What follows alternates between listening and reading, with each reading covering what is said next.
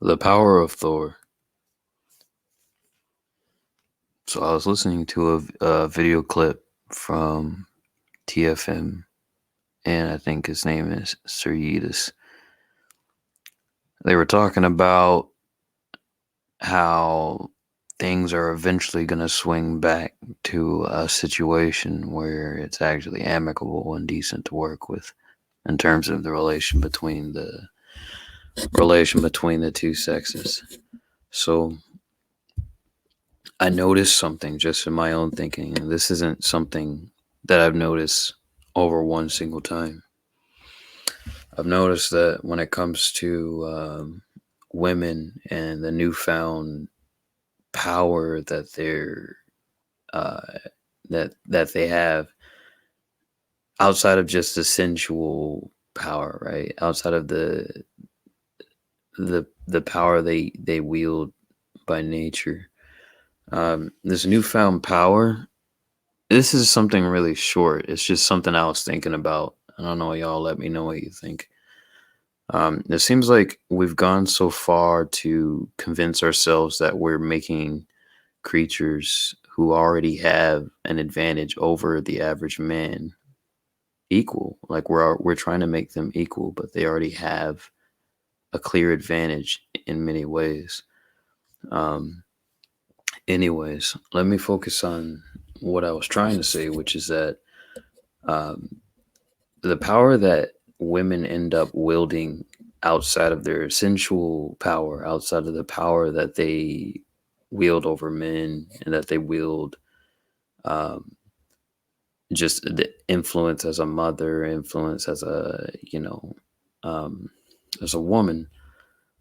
That power in itself, coupled with the power that they're now um, recognizing, realizing that the average man would have come to in the 1950s and 60s. It's coming with um, a lot of responsibility that is kind of just now hitting their cerebral cortex, right? Um, I think at first, when they didn't have it, it was kind of like this. Ooh, we really want it, but kind of like a kid who didn't ever got a toy, right? They wanted this thing, but they never thought of what getting that thing actually means. So now that they have it, the consequences of it and the difficulties, what's sacrificed as well uh, from women on their side is that they have to prolong their fertility window, right? So they have to prolong when they're going to get married, prolong when um, they have to deprioritize. They don't prioritize their partner. They don't prioritize children. They don't prioritize the other half of their life that actually, uh, for most women, ends up meaning more to them than what careers that they're working. The only issue is, women are kind of driven by consensus just as a creature. They're very herd like, generally speaking. They're like the herd. They're like the herd part of the species, the human species. Anyways, this doesn't really have to be long. The idea that I wanted to posit to people who think a little bit deeper than just the mainstream and what the mainstream tells you in the movies and in the news and tells you how to act. Um, so the power of Thor, the idea of it is that Thor, he gets to use Mjolnir, which is a special weapon that allows him to. It's kind of like a mentor for his own power. He uses it as a medium, but Mjolnir itself has a lot of very special powers. But the idea of Mjolnir is that whoever wields the power, like whoever wields the power of Thor, shall possess his hammer. Now, Mjolnir itself, the weapon requires that you are worthy of using the weapon. So the weapon kind of determines whether you're capable of having the accountability associated with being able to hold such a weapon, right? The issue with the modern day woman is that we've given her more power than she was actually worthy of wielding. And now, and when I say power, I mean like the workforce. let me let me use a backstory just to explain this. Uh, I'll use a backstory. So, as a backstory, there was a lady. I have a job. I can't say what the job is, but there's a lady I met, and she had said something very interesting. Right, I made a comment about her shoes. I don't remember exactly what I was speaking about, but something along the lines of, um, wow, you have to wear heels and then you decide to go to sneakers and then back to heels. And I said something like, wow, the life of a woman must be fairly complicated. And then she said, well, it's why we're the stronger sex. And usually when I hear things like that, it's like, okay, this person's just a very, maybe like a self-confident person. But I've noticed like a lot of women's ego in the modern age is like hubris. It's this uh, propped up thing that can only be allowed to be. Well, it's allowed to be because we allow it to be, right? So she was saying like women were like the strongest sex, and I was thinking to myself like, well, yeah, in some ways, like biologically, it actually makes sense because there are some ways where they actually are stronger, and I know people will be like, oh my god, I can't believe you said that, or maybe they'll be like, yay, he said that. So from a biological standpoint, their immune systems are a lot stronger than men's, and there's a lot of plus and minuses to being a woman that people don't really know about. Um, and there's also a lot more powers regarding like femininity that women aren't even aware of, that they're kind of blind to because they're kind of lusting for male power, which is like masculinity, right? Which is kind of weird because when they try to be masculine, it just makes them weaker than what they actually are, because their vessels not really designed to wield masculinity. Which now we've kind of come full circle to the power of Thor. Their vessel, the feminine vessel, is not designed to wield masculinity. So the power of Thor, um, so Mjolnir, the hammer that Thor wields, in the more recent movie, Jane Foster becomes Thor, and she has the hammer Mjolnir. But then Thor tries to grab Mjolnir, but Mjolnir only responds to Jane Foster. So you kind of see this.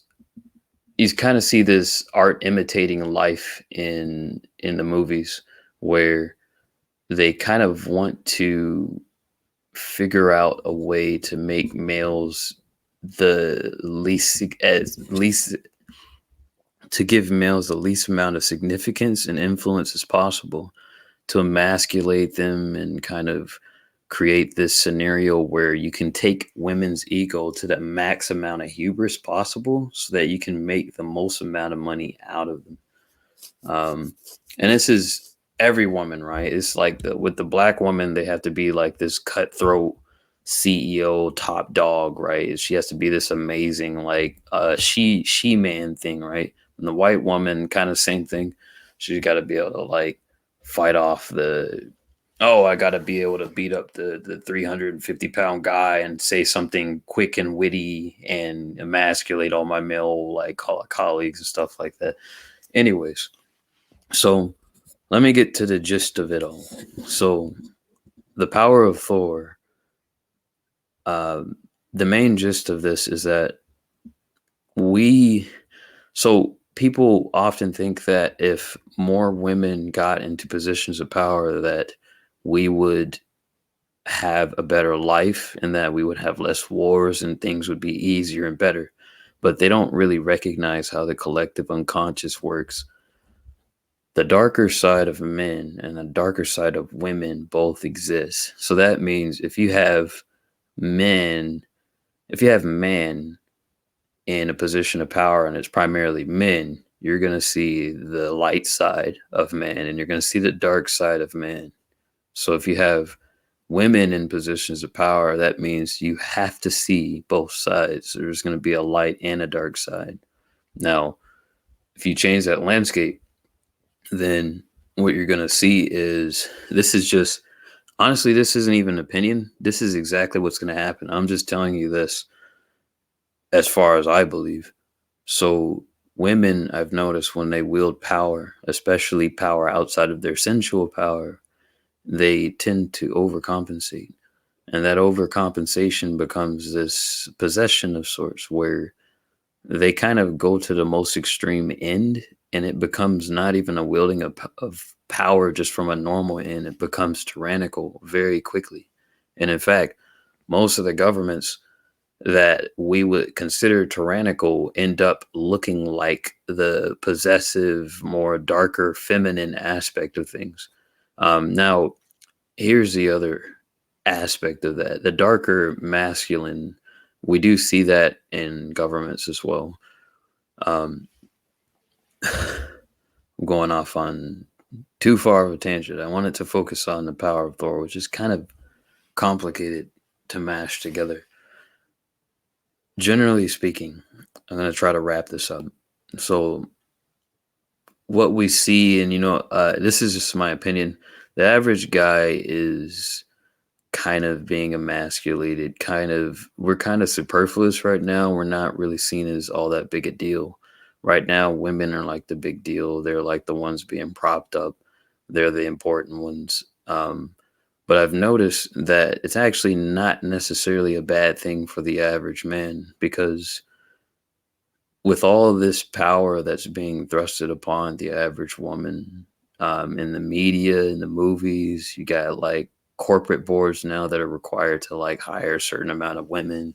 And even like, for me, they're required to hire a certain amount of African Americans or something like that, which is like, I kind of resent the idea of affirmative action, but that's a different story. I won't go into all of that. Anyways, all this newfound power, you can kind of see it going to people's heads. You can see it going to the women's heads. You can see it going to African Americans' heads. You can see it going to every group that's being propped up. But specifically for women, the the power, they're not realizing this, but they're actually proving the very reason why they were limited in power in the past to begin with. Now, the women who were smart enough to recognize this, they're probably not enough. There's probably not enough in numbers for them. But in the future, what we're going to see a situation where they might actually end up being limited in their power. On the opposite side, on the masculine side, whereas their feminine, sensual power will be left intact, but the power that men have essentially been stripped of will be essentially leveled out. But this will come after we see the result of the hubris and the result of wielding like half of the population wielding power tyrannically and wielding it in a way that actually ends up destroying the culture. um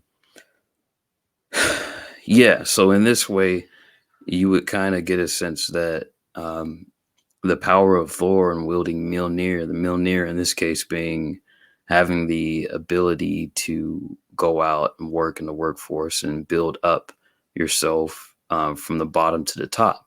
Now, this is a typical masculine hierarchical structure where you work and you become more competent and you gain status and influence, right? That's a male thing. That's a male, but the male method of doing that was just a method of becoming attractive, like a peacock for the women. Whereas for the women, it's just vanity. It's vanity, and it's a means of. Now, some people argue it's a means of the women taking care of themselves, but that's not true entirely because the women essentially always have dual options. They can always go out and get a husband or find a boyfriend and find a sponsor in that way. Or they could use OnlyFans, or they could use social media, or they could get a job, right? But the man can only get a job. That's essentially all he can do. Now, generally speaking, you do one thing I will say is you do have an influx of people moving in with their family members, and things like that. And I would say that's the exception. Um, but yeah, the ironic thing about creating more equality and creating these social movements is that when we thrust upon people more power and we don't really do our due diligence to teach them the responsibilities, we end up proving to the groups that withheld them, that took the power away from them, we end up proving exactly why they shouldn't have had the power when we don't give them the maturity to deal with the type of power they're wielding, which ultimately leads to the power being stripped from them, which is ironic. It's funny. It's tragic. Uh, I don't know. I thought this was interesting because in the movie with Thor, you had Jane, and then Jane became Thor, and then she was just automatically incredible, right? She didn't have to go through struggles, which is kind of typical of the female like characters in like superhero movies and stuff like that. Um, I don't know. At this point, it's like an annoying fly, but yeah. So just for any guy out there that's kind of annoyed and feels like superfluous and kind of like, wow, like I'm just this person who just exists and I have to get enough money or get enough influence or whatever, otherwise I'm invisible, or I have to get a girlfriend, otherwise I'm invisible to women, invisible to people. Basically, all I exist for is just to go out and work. At least the saving grace would be to know that all of this structure, this foundation, all of it is going to actually crash. It has to.